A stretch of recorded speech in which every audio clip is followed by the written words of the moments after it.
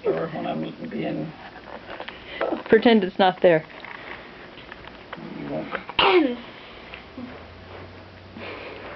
Well, anyway, we got in the little buggy, Helen and Boost and I, and some man was driving. I don't know who it was. It might have been my old half-brother. And we took and rode 4 miles up to Mr. Winston's store and bought our Christmas presents and drove back to Solitude. That was the most fun because usually,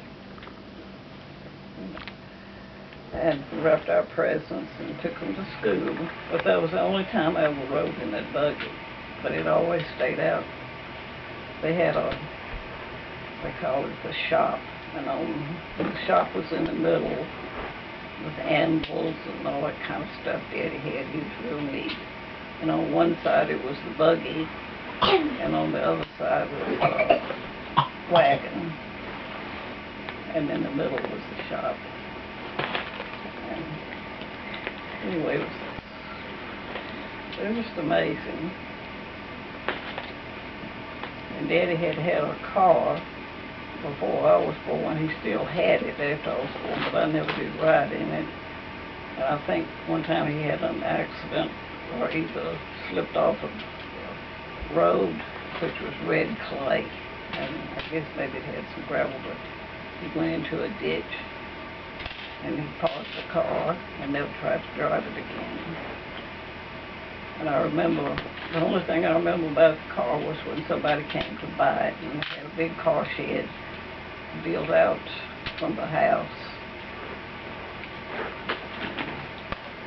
They backed it out, and I looked at this car, and it was this big, long, black, with the top down. Somebody bought it and drove off with it. And later on, I was thinking about the other day, they must have torn that, but it was a really nice building. But I was so young that if they took it apart or whatever, I don't remember. But I remember it wasn't there, you know, after I got older. But anyway, it was a lot of fun. And I fell out of the back of a wagon, which shocked me to death. One time, we didn't have very many accidents. We just knew, they just let us do what they knew we could handle. Is there any snake bites among the children? Bites. We were just very careful. How are you careful? Like, I mean, like, how were you aware of what was? We looked to see if there was snakes. Just looked everywhere you walked? Yeah, or? we lived up on a hill. The house was built up on a hill, and it sloped down all around us. And there were drainage ditches, and there were ponds, two big ponds down in the pasture in front of the house. It was all enclosed. And the thing, it was a long driveway down to the road, and ponds on either side, but they had ditches on each side of the drive. And they're in the low places after big rain was when there'd be snakes.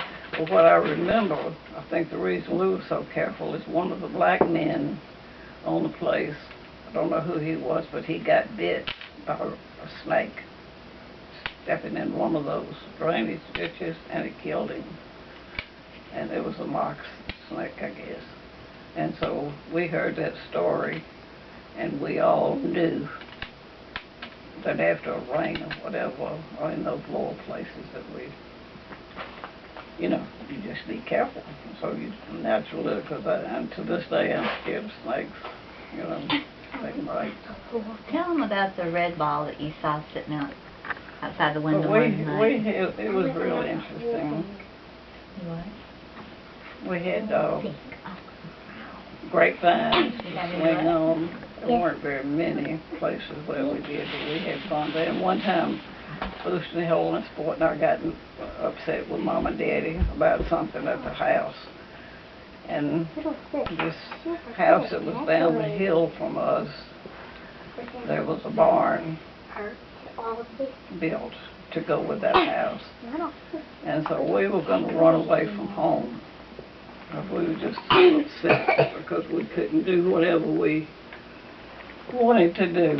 So we all got so upset, and we plotted amongst us to run away from home. So we we left, and we went down to this barn, and you could even see it from the house, from the big house up where we lived. It was way down there. It was a real nice little barn. And we stayed down there all afternoon, and we plotted, and we planned, and we were just gone. But we could still see the house. Well, when it got dark, we all sheepishly went back up the hill to the house, but we thoroughly thought we were leaving home. But when dark time came, we knew. And we used to have, they call them mad dogs. Every now and then they'd be rabies. We had rabies. And the blacks on the place would come and tell us if they knew of one, so we'd be watch out for them. And you talk about some kids that would get in the house because Daddy, and in his lifetime before, he had known somebody who was bitten by a dog with rabies. And that person, it's a horrible story how they died. They just had to wrap them up in blankets to keep them from going, they were berserk. They were in such a state until they died. But you had to there was no hospital or anything like that. So they told us that story, so we were scared to death. And so we'd all go and get inside the house. And I remember one day there was supposed to be one out, and I went out on the front porch. The house was built up off the ground. And I was sitting there in the sunshine on that front porch looking all around. Well, I ventured out to see, but we were scared to death. But until finally somebody had reported that they killed it. But anyway, it was just one thing after the other. What was it about a red ball? What about a red ball?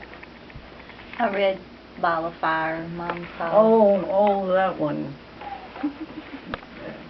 I still couldn't figure that one out. Everybody was in bed, and it was 4 big rooms and a hallway, and Mom and Daddy slept in this particular front room.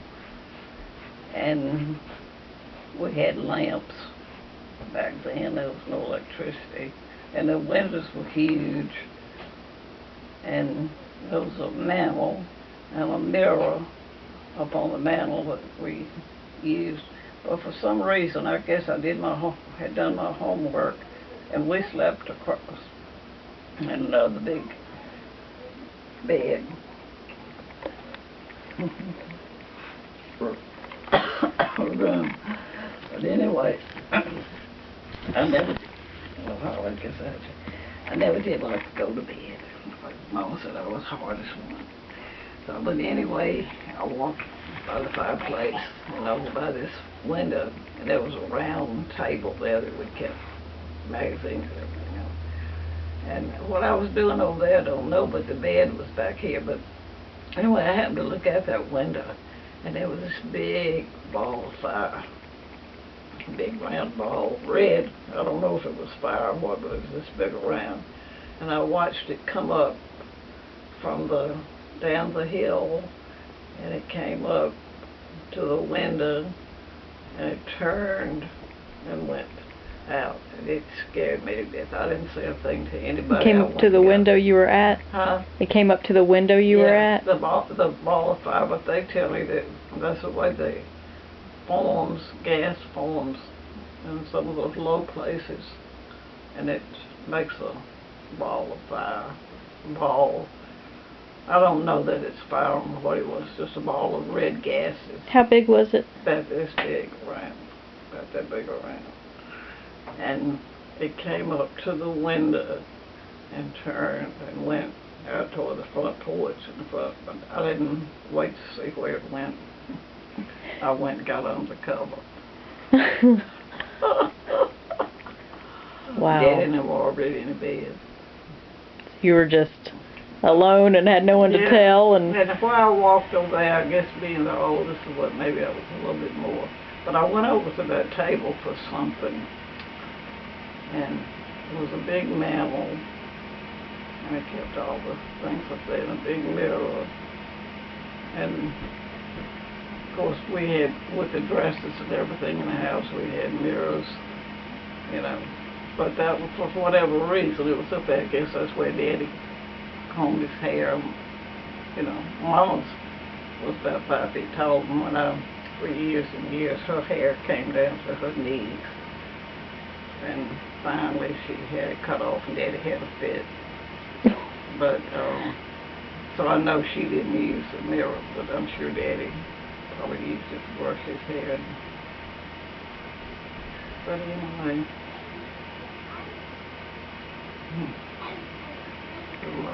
a long time ago. So how many of the 21 brothers and sisters did you live with? Well, what happened, and I don't know why, but back in those days, I had the older sisters, or brothers, whatever. When you got to be about, even though we had a great school, it was really some good schools, that we went through the 8th grade at Fugit, and then the high school was at Denton, which was not too many miles from there. And so I don't know why, but 2 or 3 of them, when they got to be about 16 or something, they would go live with an older sister. For whatever reason, I don't know, and that's what happened to me. When I was 16, I went to live with May and Delma in Greenwood, and Helen and Boostonsport stayed home.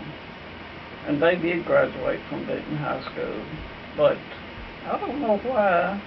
I guess May I think Naomi was probably about 10 years older than I was, and Nan was probably about 12. And she had been at home when I was little, too. And so I went to live with them. I went to Greenwood High School. They worked for Sam's Home Machine Company, Nan and Delma did. And they had 1 child. And so then they transferred from Greenwood to Jackson. And that's where I graduated from high school, Central High School. But I met Grandpa in Greenwood. But they had all kinds of military bases around there. It was during the war. They were everywhere. And I usually, they had the clubs for servicemen. They had one for just plain servicemen. And then they had an Air Force base in Greenwood too, but they were for those who learned men who learned how to fly, pilots training school. And so there was, but I never did go with any high school guys, because there were girls who you had to be asked to join these clubs for these servicemen. You couldn't just walk in off the street and go, but they had dances and all kinds of, and they were all just the greatest guys. They never were pushy or anything. They came from everywhere. And I forgot, one of them was for like I said, just regular Army. And then they had the other one. And we'd go to that. I forgot what time has passed. So I've forgotten what they called them, but they had buildings set aside and equipped to entertain the servicemen. And so sometimes we'd go there, but you had to be invited. You had to be a member yourself and then invite. So some girl that I made friends with was already in, so I got in, and it was the most fun. We jitterbugged and did all kinds of served, and they had hostesses there. Everything was up to snuff. There was, no drinking, no anything like that. And then, but the ones that I got with mostly would go to the pilot training school, and they were all college graduates. Usually I'd go with one, meet one, go with them for about 3 months or whatever the time, length of time that it took to train them. They'd move on, and I think there was about 2 or 3 guys that I got to know real well there. So, but in the meantime, I think when I was in Greenwood, when I met Grandpa, and I had gone to live with Nan down that summer, so she put me in a school that was across the street, a business school, and there was a girl in there, Gwen. She and I got to be good friends, and so one day she told me that this guy, she was married, her husband was in service, but she was in business too. But back then, they had these big, beautiful homes that people had lived in. They took them and made boarding schools out of them for service people and whatever. So she lived in the one for women, but she wasn't in service. And then, but she had her meals at another one close by. And so one day she came in, she said, "There's somebody I want you to meet." So, okay, one day I went over to her house to have lunch with her, and Grandpa was there. And she introduced us. But I saw him several times after. Well, what happened is she and I went to a shop movie. And after a while, turned around and she said, I guess they called him Al, and his friend was sitting behind us. He had followed us to the movie they had. And so he had a Model T, this Ford with has the trunks in the back, seats in the back, call them robo seats or something, like, instead of a 2-seater car they had. So after the show was over, Grandpa and them decided, well, he invited us, they were going to drive us home. And so Gwen and I got in the back there, and he and his friend went in the front. And we were just laughing, having fun. They dropped me off. But he told Gwen, he said, when I first saw her, I knew I was going to marry her when he met me at the place where we were having lunch that day. And I didn't know that. But anyway, we had a get to Gwen and I. Back then sugar was rationed, everything was rationed. So we decided to have a candy pulling party with Daddy and his friend. His name was Solomon. And so they came to the house and we made taffy and got out in the front and we pulled taffy and laughed and messed around, but they didn't stay too long.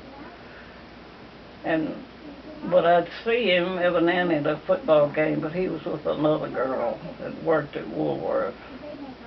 And I didn't think anything about it. He was always sitting up here or there, not right by, but he was always with her. But I wasn't in any way impressed. It was just another guy. And so time went on, and one day, I went by the single sewing machine shop, because that's where Nan worked, and they had a drugstore right by, and I always had headaches.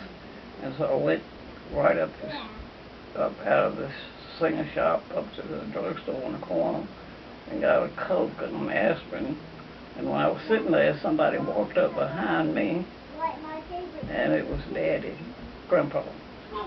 And he said, "I'm going to New Orleans to enlist in the Army, and if they don't take me, I'll see you when I get back." Okay. So I didn't hear from him for months, several months, and then I got a letter from him. He was stationed in Florida. They had accepted him. and he went into the Signal Corps. And what's in the Signal Corps, he never did have to go overseas. He didn't get escort for that reason.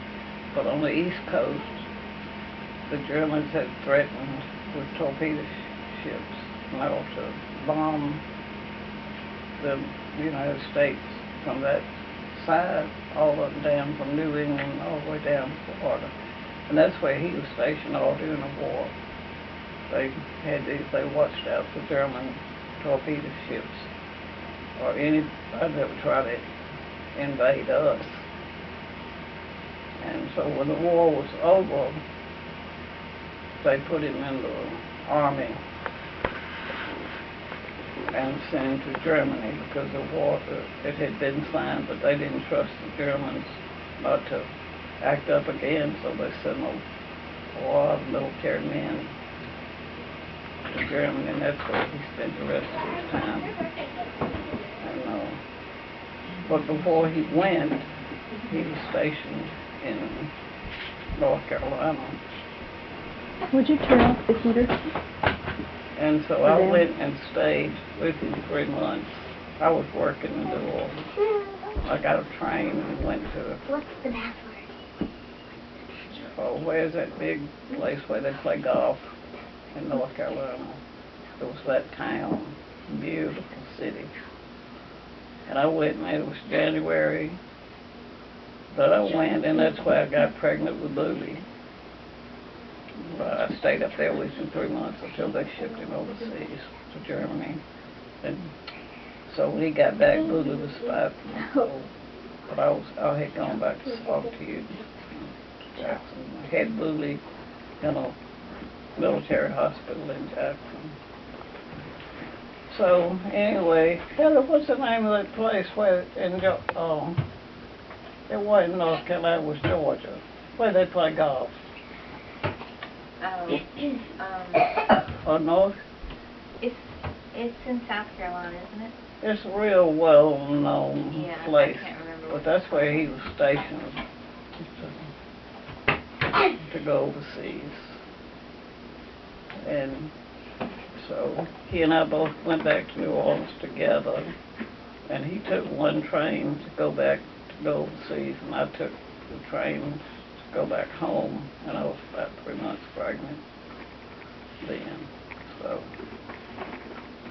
anyway, but She can remember when she got pregnant with everybody but me. just amazing how things do work out. But while I was huge pregnant, I was in Saltitude with Mama and them. I'd go from Nance to Naomi's to Solitude, wherever. And so one day in the mail came a letter. There was no such thing as getting in contact. We had to do it by letter. And the Red Cross, I think when I had Lily Naomi through the Red Cross sent him a notice, a letter to Germany that Lily was born that day.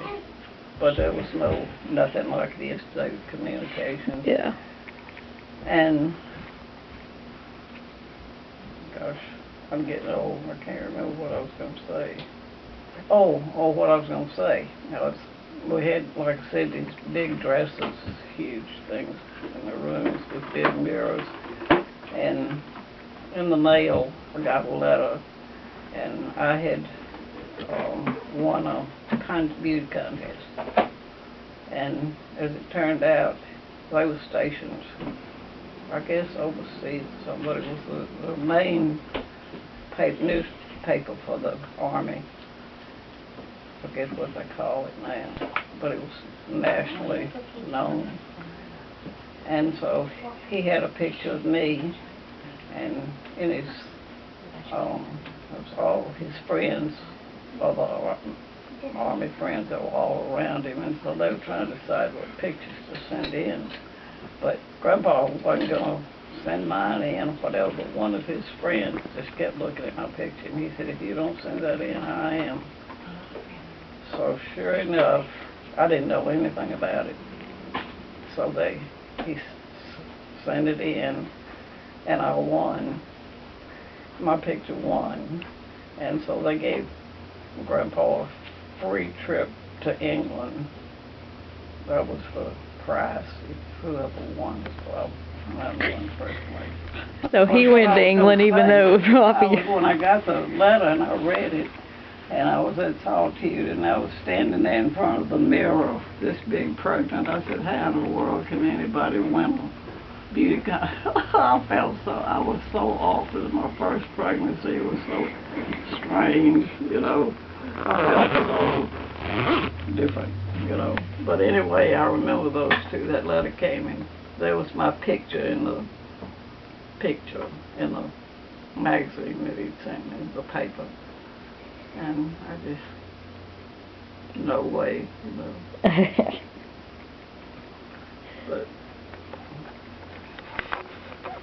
but he went to England, and they showed all around the city. I mean, the country. So you didn't get to go to England with him? Hmm? You didn't get to go to England with him? Oh no, I was over here, but that was the prize for whatever serviceman won, whose ever wife or girlfriend won the thing that they would get the trip. They flew him from Germany to England, and what did he do in England?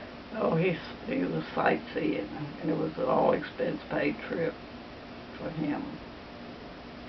I don't know how long it lasted. It was a while, but anyway, that was quite a thing for him. He never had been to England before, and so he got to sightsee. But that picture was taken when I was about 16 in New Orleans. We went down to visit one of my sisters, a cousin of mine did, a niece rather, who was about my age. And while we were there, somebody took a picture, and that was the one he had of me.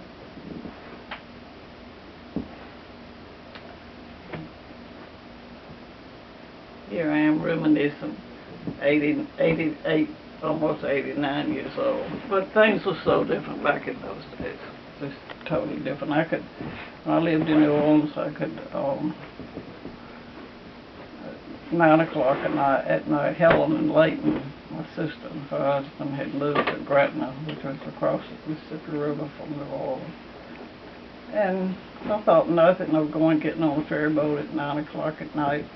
But I went a little bit earlier in the afternoon to visit them. When I got ready to go way back down into New Orleans, I got on the ferry boat, came across the river, got a bus, streetcar, went to Canal Street, got on another streetcar, and went all the way down. And I was just as comfortable, you know, no fear. Hey, Grandma. Because they all looked after you. One time I think when I went to Georgia,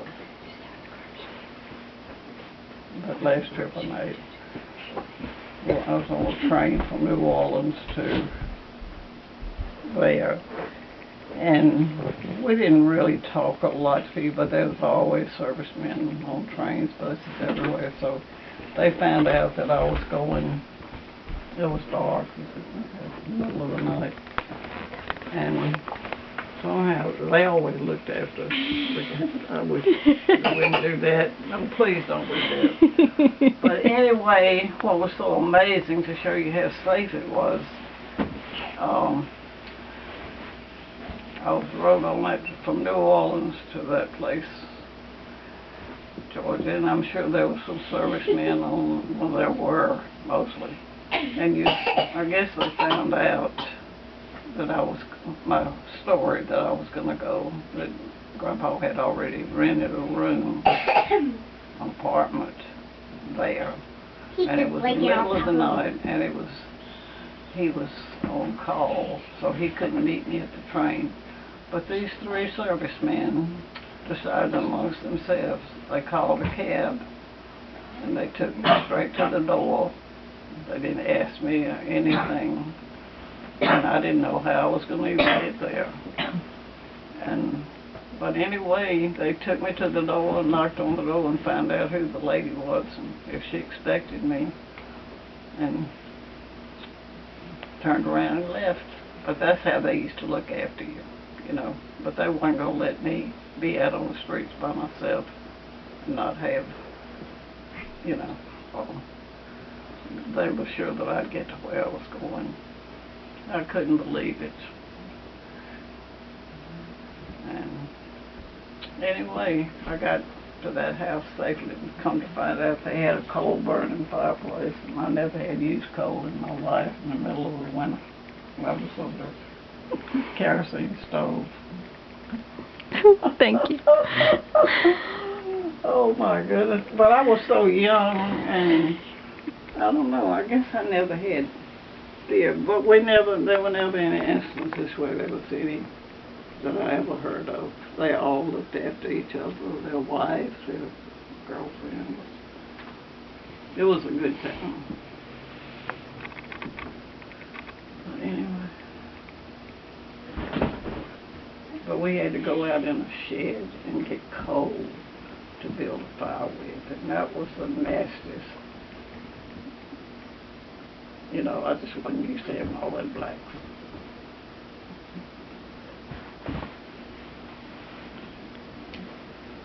Anyway, well, I'm going to put my gown on.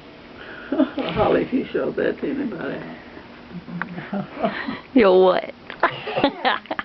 I'll be embarrassed. Oh, no. The swinging cat. Oh, goodness. Well, anyway, that's part of my story.